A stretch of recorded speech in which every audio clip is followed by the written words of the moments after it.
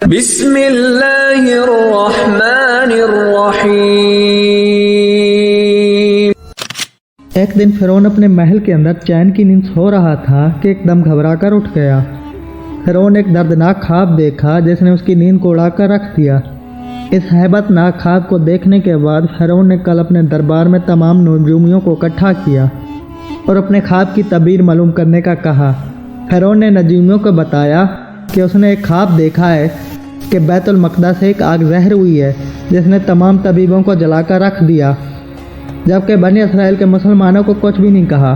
چنانچہ اس وقت تمام نجومیوں نے اپنے علم کا استعمال کیا اور اس خواب کی تعبیر نکالی، اور نجومیوں نے فرعون کو آ کر یہ بتایا کہ بنی اسرائیل میں ایک ایسا بچہ پیدا ہوگا جو تمہاری سلطنت کو تباہ و برباد کر دے گا اور خود تمہاری سلطنت پر قابض ہو جائے گا۔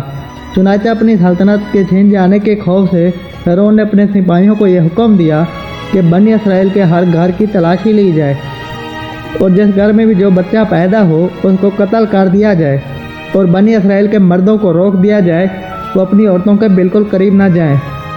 چنانچہ اس طرح فرعون کا حکم پاتے ہی بنی اسرائیل کے ہر گھر کی تلاشی لی گئی اور جس گھر میں جو بھی بچہ پیدا ہوتا اسے قتل کر دیا جاتا، لیکن اللہ تبارک و تعالیٰ نے تقدیر میں کچھ اور لکھا تھا۔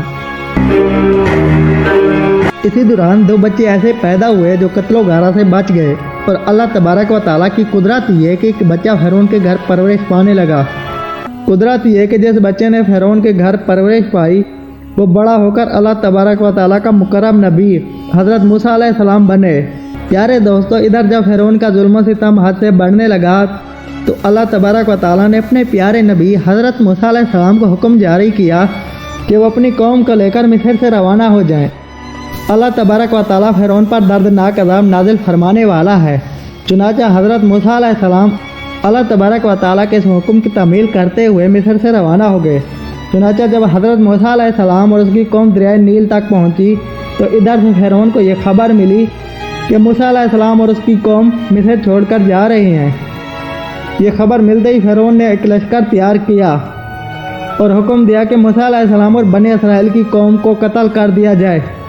ادھر جب حضرت موسیٰ علیہ السلام اور قوم بنی اسرائیل دریائے نیل تک پہنچی، موسیٰ علیہ السلام نے اللہ تعالیٰ کی بارگاہ میں دعا کی اور دریائے نیل کے اندر سے راستہ طلب کیا۔ چنانچہ اس وقت اللہ تعالیٰ نے موسیٰ علیہ السلام کو حکم دیا اپنے عصا کو دریائے نیل کے کنارے مارو۔ جب حضرت موسیٰ علیہ السلام نے اپنے عصا کو دریائے نیل کے کنارے مارا تو دریائے نیل دو حصوں میں تقسیم ہو گیا اور دریائے نیل کے اندر سے ایک وسیع راستہ بن گیا۔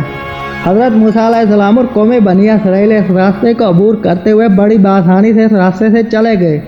ادھر جب فرعون کا لشکر جو حضرت موسیٰ علیہ السلام کا تعاقب کر رہا تھا وہ بھی اسی راستے سے گزرنے لگا۔ اسی طرح جب فرعون کا لشکر دریائے نیل کے بالکل درمیان میں پہنچا تو اللہ تبارک و تعالیٰ نے دریائے نیل کو مل جانے کا حکم دیا، تو اللہ تعالیٰ کا حکم پاتے ہی دریائے نیل آپس میں مل گیا۔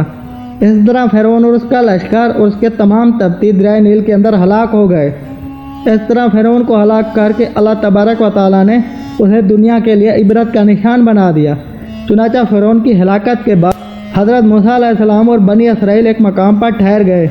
کچھ عرصے کے بعد اللہ تعالیٰ نے حضرت موسیٰ علیہ السلام کو حکم دیا وہ بنی اسرائیل کو لے کر دوبارہ مصر چلے جائیں۔ حضرت موسیٰ علیہ السلام اللہ تعالیٰ کا یہ حکم پاتے ہی اپنی قوم کو لے کر مصر کی طرف روانہ ہو گئے۔ بنی اسرائیل پر اللہ تعالیٰ کا یہ فضل و کرم ہوا کہ اللہ تعالیٰ نے فرعون کے تمام محلات اور خزانے بنی اسرائیل کے سپرد کر دیے۔ اسی دوران اللہ تعالیٰ نے حضرت موسیٰ علیہ السلام کو تورات دینے کا وعدہ کیا تھا۔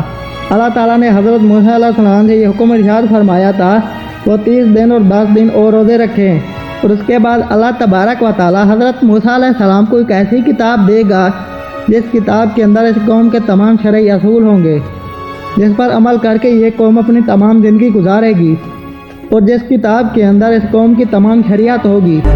چنانچہ اس وقت حضرت موسیٰ علیہ السلام نے اپنے بھائی حضرت ہارون علیہ السلام کو قوم بنی اسرائیل کا خلیفہ مقرر کیا اور خود اللہ تبارک و تعالیٰ کا یہ حکم پورا کرنے کے لیے کوہ طور پہاڑ پر چلے گئے، اور حضرت موسیٰ علیہ السلام کوہ طور پر جا کر اللہ تبارک و تعالیٰ کی عبادت میں مصروف ہو گئے۔